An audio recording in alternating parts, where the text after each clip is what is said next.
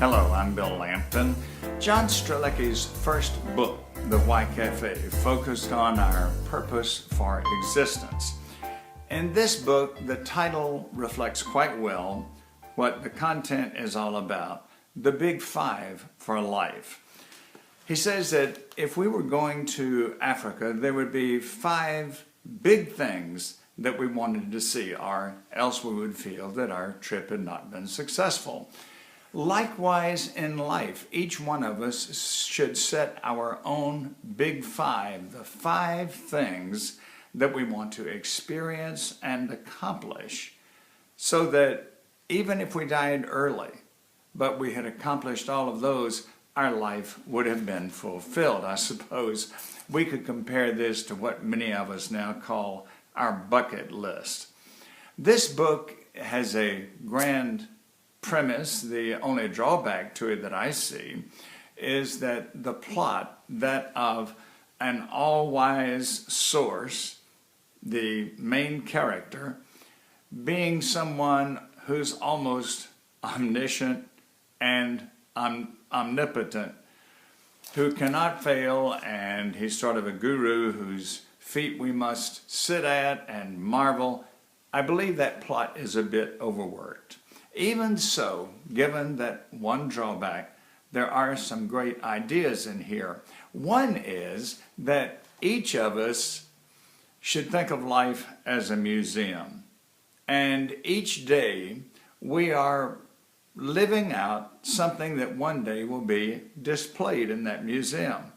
What if 80% of our life is spent in a job that we don't like? Then 80% of our museum that someone could wander through one day would reflect that. And we would look bored and possibly embittered.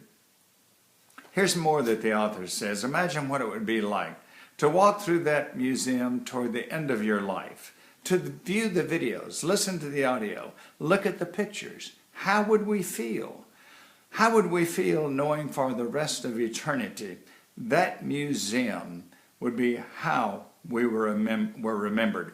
Every person who walked through it would know us exactly as we truly were. Our legacy would be based not on how we dreamed of living, but how we actually lived.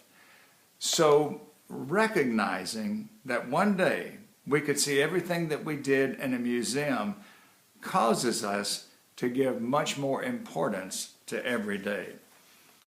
Another important segment to me is where the author talks about choosing role models.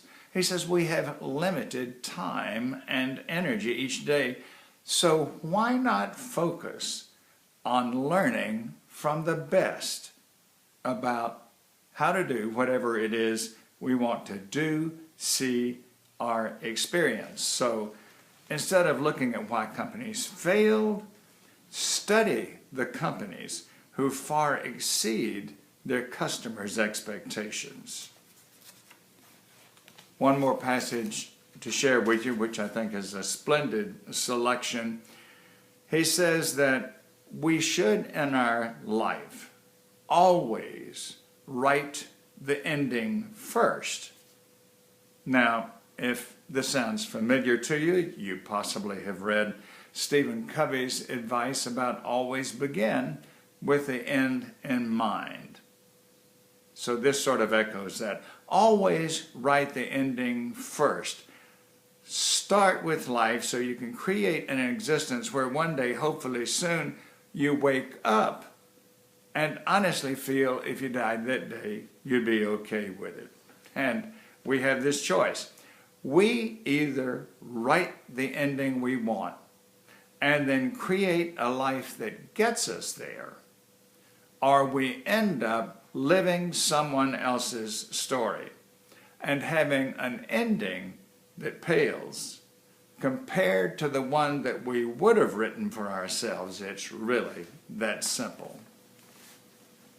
A closing note, the author suggests that the main character is one who formed companies, who only hired people whose purpose for existence and whose Big Five for life would match the PFE and the Big Five of the company doing the hiring.